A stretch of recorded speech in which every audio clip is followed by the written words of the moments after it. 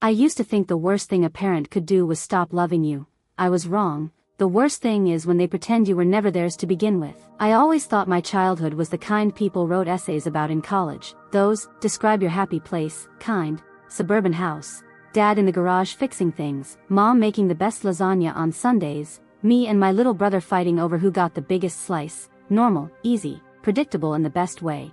We were never rich, but there was always enough warmth, enough attention, enough love. My brother, Nate, was only a year younger than me, so we grew up more like twins then. Siblings, same friend groups, same high school, same inside jokes about dad's ugly bowling shirts. After graduation, we both did the predictable thing. College, jobs, life in nearby cities. I had a boyfriend, a marketing job I liked well enough, a studio apartment where everything was mine.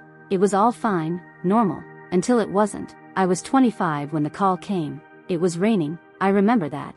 My mom was driving back from visiting her sister in the next state. Some teenager ran a stop sign. That's it, that's how it happens. One minute you're texting your mom about the new Thai place you found, the next you're planning a funeral. I don't remember much of those days, everything blurred. The hospital, the police, the numb logistics of death. Nate flew in with his wife and toddler, stayed through the service, and then went back home. He had a mortgage, a family, responsibilities. I didn't blame him, I had them too. Or thought I did, but then I saw my dad, I mean really saw him. Like someone pulled the floor out from under him and he was just floating, or sinking. He didn't cry at the funeral, didn't talk much, just sat in his chair in the living room like someone unplugged him. I told myself he needed space, that he'd bounce back. He didn't. He stopped going to work. Bills piled up, the house got dusty and quiet and heavy. I came down on weekends, tried to cook, clean, act normal, pretend it wasn't as bad as it looked, but it was. One Sunday, I found him sitting in the dark drinking straight from the bottle, not even hiding it. That's when it hit me. He wasn't going to pull himself out, he was going to let himself sink, and no one was there to stop him, except me. At first, I told myself it was temporary. I took a leave from work, told my boyfriend I'd be crashing at my dad's for a month, maybe two, just until things stabilized. He said, of course, like any decent boyfriend would, but even then, I think we both knew it was a lie. There's no such thing as a temporary rescue when the house is already halfway underwater. I moved back into my old room, the one with CD cases. I cleaned the fridge, threw out expired cans, canceled subscriptions Dad didn't even remember signing up for. I cooked, paste faded posters still on the walls and drawers full of ancient lip gloss and broidered the overdue bills, sat next to him while he stared at the TV without watching it. At first, I tried to keep my life in my other city alive, took Zoom calls in the bedroom, kept my apartment lease going, told my manager I'd be back soon. But soon turned into months, and my manager stopped being patient, and my boyfriend stopped asking when I was coming back. One night, after another fight over the phone where he accused me of choosing my dad over us, I realized I didn't even care anymore, because I had already made the choice. I gave notice at work, broke my lease, moved back in full time, found a local job, nothing fancy, just enough to keep the lights on. I took over the house, the finances, the everything. I got him into therapy, drove him there the first few times because I didn't trust him not to bail. For months, he barely spoke. Then one night, after dinner, he said, "Thanks, kiddo," just that, and I cried in the bathroom like an idiot because it was the first time in a year he sounded like my dad again. The rest of the world moved on without me. Nate sent photos of his kid's first day of preschool. Old friends texted less and less. My ex started dating someone new. I didn't blame them. I had made my bed. For a year, I lived his life, paid his bills, cooked his meals, put my life on hold. I told myself it was what you do for family. But some nights, lying in my old twin bed, I wondered if I'd crossed a line, if I was helping him heal, or just burying myself next to Mom. By the time the second anniversary of Mom's death rolled around, Dad was finally coming back to life. He got a haircut, started shaving again, went back to his old carpentry gig part-time. The house stopped smelling like old whiskey and stale grief. It smelled like wood dust again, like when I was a kid and he'd come home with sawdust in his hair. We fixed the house together, paid off debts, cleaned out closets. It was nice, quiet, functional, like I'd finally rebuilt the wreckage into some things solid. He even smiled sometimes, started cracking the old dad jokes again, and I let myself believe I'd done it, saved him. That's when she showed up. Her name was Lisa, 10 years younger than him, divorced, kid from her first marriage. They met at the hardware store, which sounded like a dumb rom-com.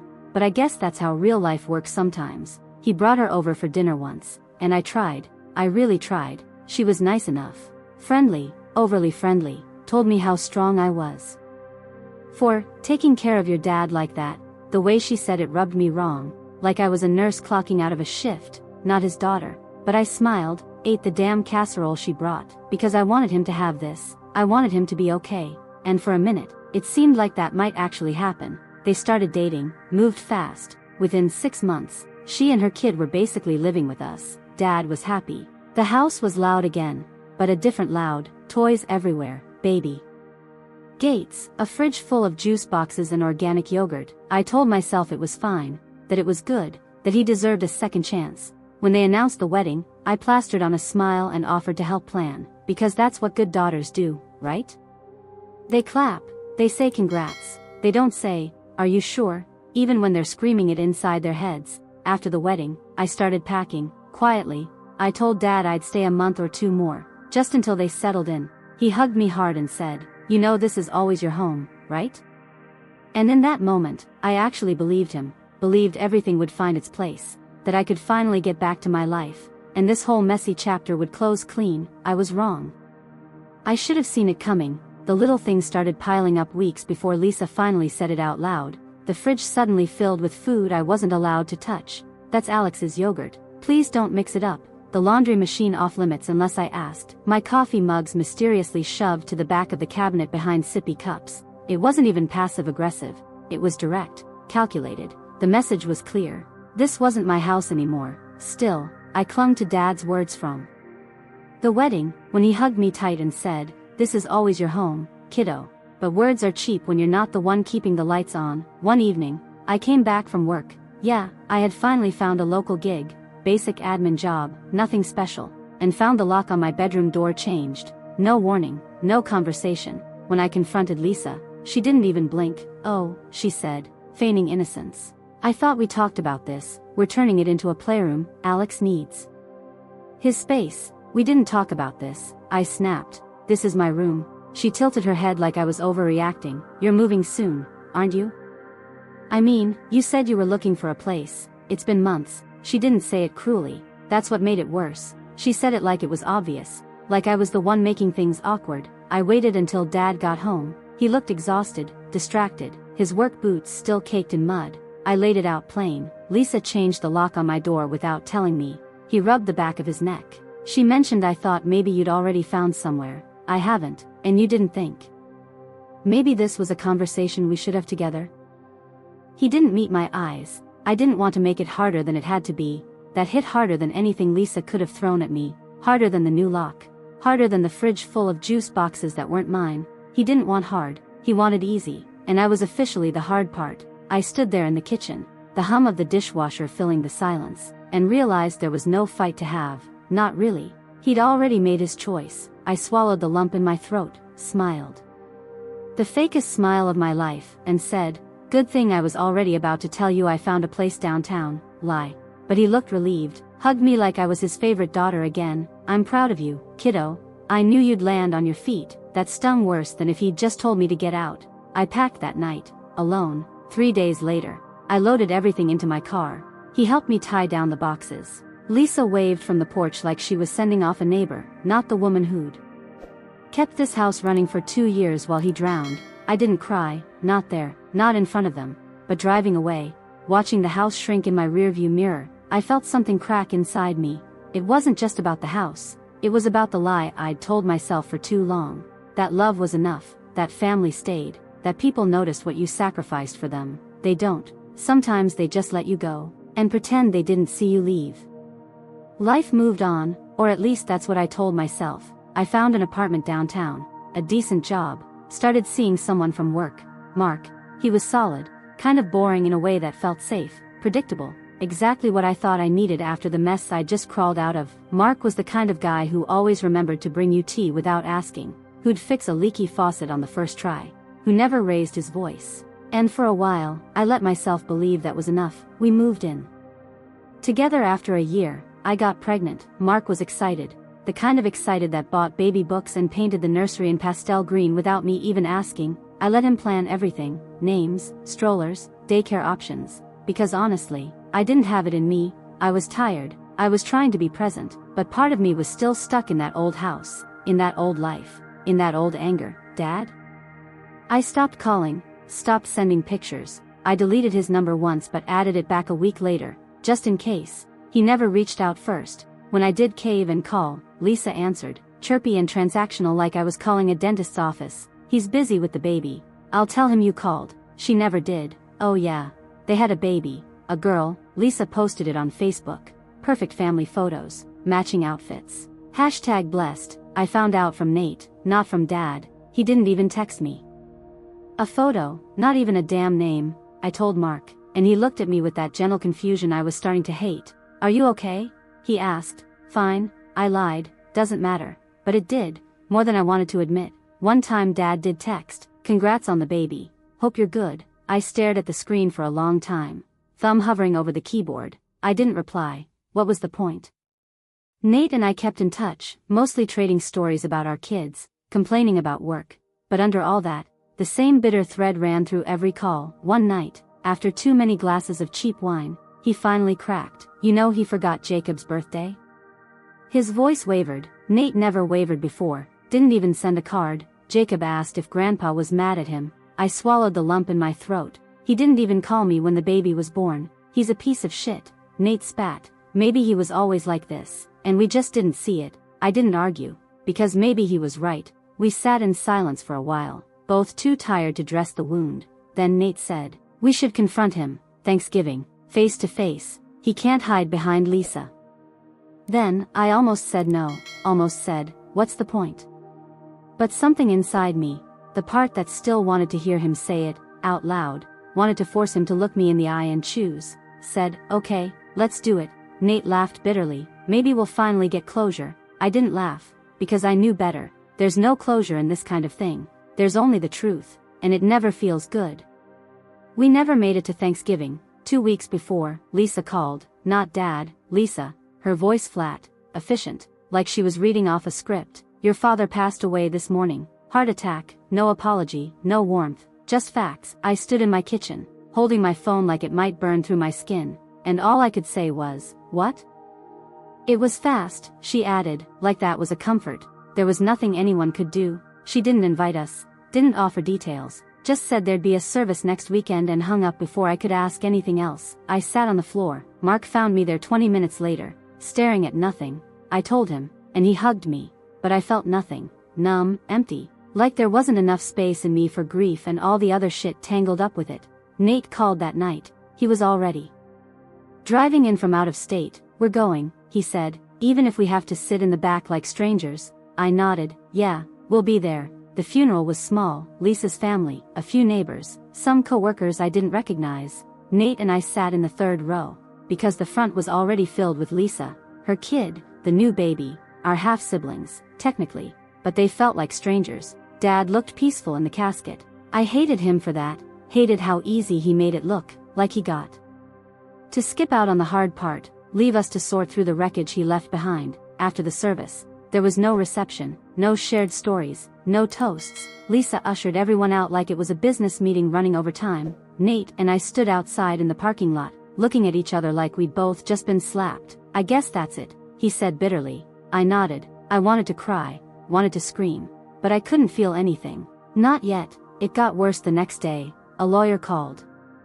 The will was read quietly, no big gathering, just a document, straight to the point, everything. The house, the savings, the car, the business assets, even his old truck, left to Lisa. Not a mention of Nate, not a mention of me, nothing for his grandkids, not even a note, just our names absent, erased, like we never existed. Nate punched a hole in the motel wall when he found out. I just sat on the edge of the bed and stared at the TV, muted, flickering some cooking show where everything looked perfect and staged. He left us nothing. Nate spat, nothing. After everything, I didn't argue. What could I say?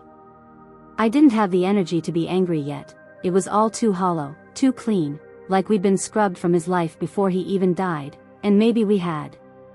It was Nate who finally cracked first, after the will, after the funeral, after we sat through awkward silences and fake condolences from people who barely knew us, he said, "We should fight this, hire a lawyer, contest it. He has 2 kids, he can't just." I cut him off. "He can." "He did." Nate looked at me like I slapped him. "You're just gonna roll over?" I shook my head. "It's not about the money, it's about the fact that he made his choice. We were already gone to him long before he died." But even as I said it, I felt the bitterness crawl up my throat. I wasn't above it, I was just too tired to fight anymore. That's when Mike called, Dad's best friend since high school, the only person outside the family who stuck around. He asked to meet us for coffee before we left town. Nate and I almost didn't go, but curiosity got the better of us. Mike looked older, smaller than I remembered. He sat down, sighed, and went straight to the point. "Look, I'm not supposed to tell you this, but you deserve to know. Your dad, he wasn't a bad guy, but he was weak. Lisa had him by the throat since the day she got pregnant. She made him feel like he had to choose, her or you too. She made it clear she'd leave if he didn't rewrite the will, sign everything over to her, make sure there was no baggage from his old life." Nate clenched his fists under the table, and he just what? Let her do it? Let her erase us? Mike nodded, like he hated himself for saying it. "Yeah, he did." He looked at me then, and I saw it in his face. Pity. He told me once, "I can't lose her, I already lost enough." He convinced himself he was protecting you by staying out of your lives, said you both were better off. Nate laughed bitterly. Protecting us? By pretending we didn't exist? Classic. Mike didn't argue. "I'm sorry, I really am. But he made his choice, and I just thought you deserved to hear it from someone who knew him before all this." We sat there in silence after he left. The coffee between us went cold. Nate finally said, "I want to hate her, I do. But I hate him more." I didn't answer right away. Then I said, "Me too." The words tasted like ash, but they were true. He chose her. He chose the easy life. The lie, and us?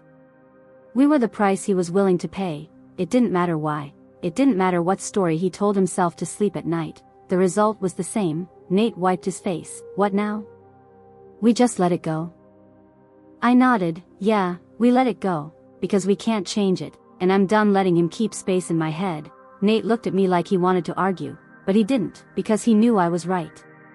It had been a few months since the funeral, since the will, since that final conversation with Mike that tied a knot in my stomach I knew would never fully loosen. Life didn't stop, of course. It never does. My daughter was 6 months old now, busy learning to roll over, obsessed with ceiling fans, laughing at things I couldn't see. Mark tried. He really did.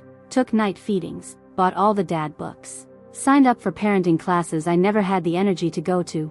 I let him. I went through the motions, smiled when I was supposed to, but inside, something in me had gone flat, like I'd used up everything I had in me back at that house, back with Dad. Nate came to visit over the weekend. First time he'd made the drive since the funeral. It was weird, having him here in my space, not at Mom's house, not standing in some parking lot outside a funeral home, just here, with Jacob.